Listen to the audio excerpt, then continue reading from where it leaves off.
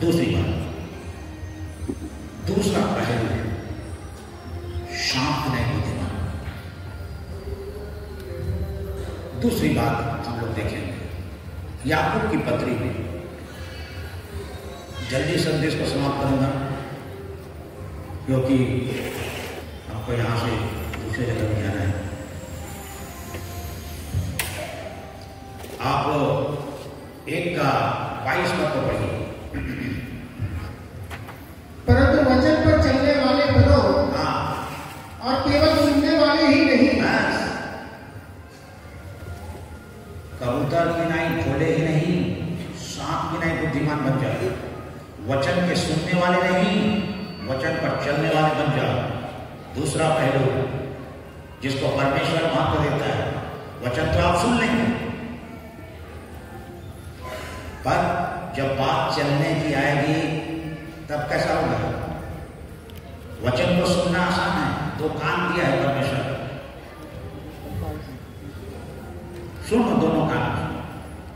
अब हम खाली सुनते रहेंगे, हर शाम आके यहां सुनेंगे, हर रविवार के आके यहां पर सुनेंगे, पर चलेंगे नहीं तो कहां मैंने पिछले सप्ताह बताया था कि कहां घटी कमी है, उसको हमको देखना है। जो घातक हो सकती है वो घटी कमी। हाँ, हम वचन तो सुनते हैं और वचन पर चल नहीं पाते, ये घटी और कमी। तो वचन पर चलने वाले कौन सा वचन जिसका हम पालन नहीं कर पा रहे हैं? थोड़ा बैठ के एक दिन मनन करें, कौन सा वचन का पालन नहीं हो पा रहा है? चोरी तो हम नहीं कर रहे हैं, इसका तो पालन हो रहा है। झूठी गवाही भी हम नहीं दे रहे हैं, इसका भी पालन हम कर रहे हैं। 10 आज्ञा का पालन कर रहे हैं।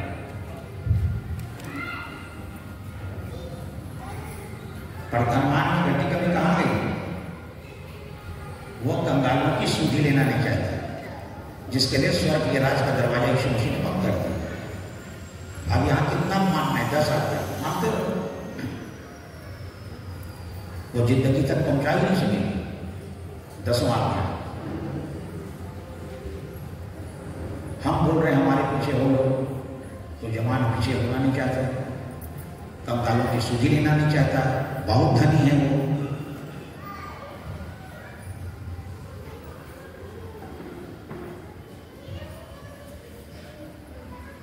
तो वचन को सुनने वाले नहीं, वचन पर चलने वाले नहीं। और जब हम वचन पर चलते हैं तो वो हमको हमारे लिए आशीष लाता है, हमारे लिए चंगाई लाता है, हमारे लिए छुटकारा लाता है।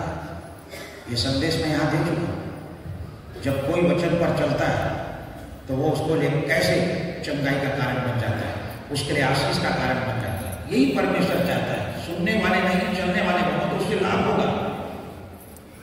एलीशा ने नामान कोढ़ से कहा, यरदन नदी में 7 बार डुबकी मार लेना, कोढ़ से चंगाई मिल गई। इसने इस वचन का पालन किया, चला, कोढ़ से शुद्ध हो गए। यीशु मसीह ने जिस जन्म के अंधे की आंखों में मिट्टी लगाई, कहा सीलों के कुंड में धो लेना, यह आज्ञा है। अब इधर उधर के पानी से धो गए तो अंधेरा हो गया, सीलों के कुंड में जाके पानी से आंखों को धो गए तब देखने लगोगे, और वैसे ही हो गया।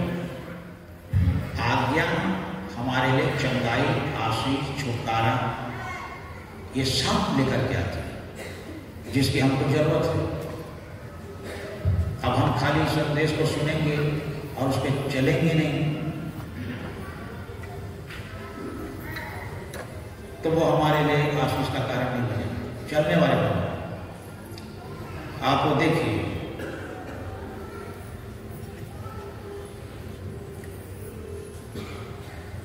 मत्ती रचित सुसमाचार 7 अध्याय में जहां तक 24 पद को आप देखिए, कुछ लिखा है वहां।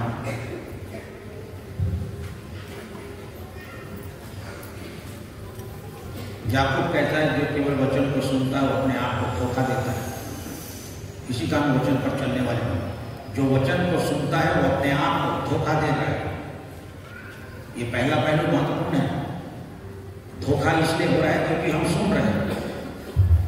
चलने वाले लोग धोखा नहीं खा सकते सुनकर। पैसा कहता है क्यों धोखे में पड़ गए। 7 का देखिए 24 से। इसलिए जो कोई हाँ मेरी ये बातें सुनकर उन्हें मानता है, सुनकर मानता है, हाँ वह उस बुद्धिमान मनुष्य के समान ठहरेगा, बुद्धिमान मनुष्य के समान ठहरेगा, जिसने अपना घर चट्टान पर बनाया, जिसने अपना घर चट्टान पर बनाया, मेघ बरसा और बाढ़ें टकरने लगी और वो घर स्थिर रहा। वो घर स्थिर रहा। पर मूर्ख सुना होगा वचन को पर चलेगा नहीं। बालू पर घर बनाया, रेत के ऊपर, मेघ बरसा, बाढ़ आए, टकरने लगी, मूर्ख भी गया, उसका घर भी गया, मूर्ख भी बर्बाद हो गया, बाढ़ में घर भी गया उसका। तो मूर्ख भी बर्बाद होगा, घर भी बर्बाद होगा, वो दिमाग भी बचेगा, उसका घर भी बचेगा। क्यों? क्योंकि वो चलता है, सुनता नहीं। सुनना बहुत महत्वपूर्ण है कि क्या बोला जा रहा है। और जब हम सुन करके उसको अमल में लाते हैं तो ये हमारे घर को मजबूती देता है और चट्टान पर बनाता है, चट्टान पर घर बन जाता है। तो वचन को सुनने वाले नहीं पर वचन पर चलने वाले भी।